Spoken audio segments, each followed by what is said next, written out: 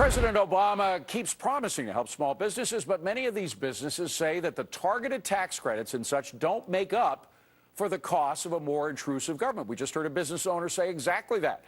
So how do we make the backbone of the American economy churn better?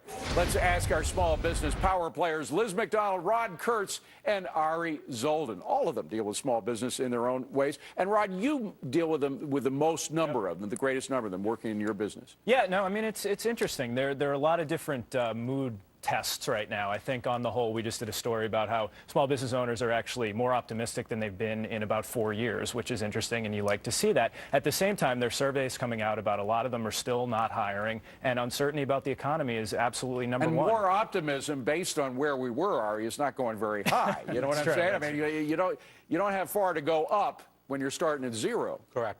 And I think the big issue right now is getting small companies through the process. I think the government there's so much, we were talking about it before, the paperwork and the strings involved to be able to access the money, it's just too exhausting. So having express kind of documentations or programs in place for small business owners to be able to access the money, that's key. And EMAC, let's face it, it's the squeaky wheel gets the grease. The loudest voices inside the Beltway in terms of getting what they want are the big corporations. They have hundreds of lawyers and lobbyists and so forth. Small business guys don't. So all these carve-outs and everything, regulatory carve-outs, are for the big guys, not the small guys. Yeah, and I'll tell you something. The big guys sit at the IRS at a thing called the Tax Executives Institute, and they weigh in on tax changes that benefit their own companies. The little guys don't have a seat at that table. I'll tell you, the little guys are the small caps. There's, big cap stocks with training wheels in the making. So, and they're the ones that are really powering the growth. And I got to tell you something. The way that this government has treated the little guys,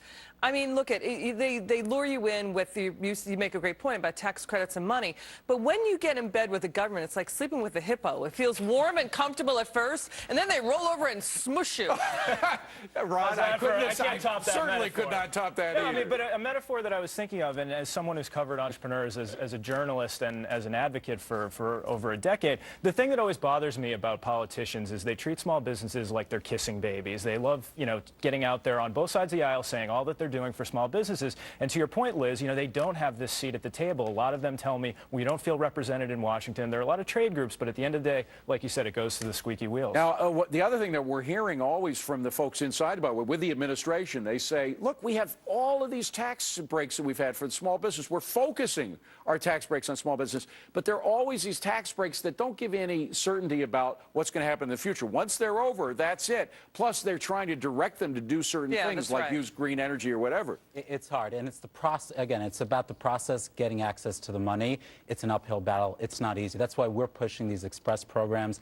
SBA came out with one, and they just yanked it, maybe because it was too easy to get Now, when you say express programs, tell us what you mean. It's a 4 or 5 page application. You go in, you go out, you get an answer in 10 days. I mean, that's encouragement for a small business owner to be able to access that money. But when you're talking about 300-400 pages of finance, it's impossible. Well, no, and it's not worth it. And David, let me tell you also, where the economy is headed or where the opportunity is for the small companies, because that's where innovation. That's where innovation begins, and that's where it ends. The bigger the corporation, the more stuck in its ways it gets. If it's young, if it's flexible, it does most of the innovation. That's why we love these companies. Yeah, absolutely. And they are the engine of job growth. They are the beating heart of the U.S. economy. I'll tell you something. I've talked to a lot of small business guys, as you have. They do get scared at the Jupiter-sized debt coming out of Washington. And what they have said time and again is, the president could stand up and have a real game changer of a campaign moment if he said, I do support Bowles-Simpson. That would be a 1986 Reagan tax reform moment or a Clinton welfare reform moment in the mid-90s for the president to do that, because deficit equals more taxes to pay for the interest costs on the debt. That's the name of the game. Rod, I used to cover Latin America. We always used to joke about how long it would take to incorporate a small business in Latin. That's why you have such a big underground economy in Latin America, because to do it legally takes months, if not years, and thousands of pages of paper. We're getting like that here in the United States. It's getting as hard to start a business. It's actually, it sounds like a plum assignment. I was actually just down in Jamaica for an entrepreneurship summit and seeing... Oh, honestly, that was a plum. Come on, it was a plum assignment. No, but I mean, you see the red tape and the restrictions that people face in other countries, and yes, I think, that is a scary thing if that were to come. It's not that. Listen, Rod, with all due respect, I don't think it's that bad. I mean, to go ahead and... Oh, it's certainly not that bad, yeah, but to start a company today, it's $149. You go online and get your docs within 4 or 5 days. what I think My the wife aren't you started one. guys- It took about $2,000 bucks, but anyway.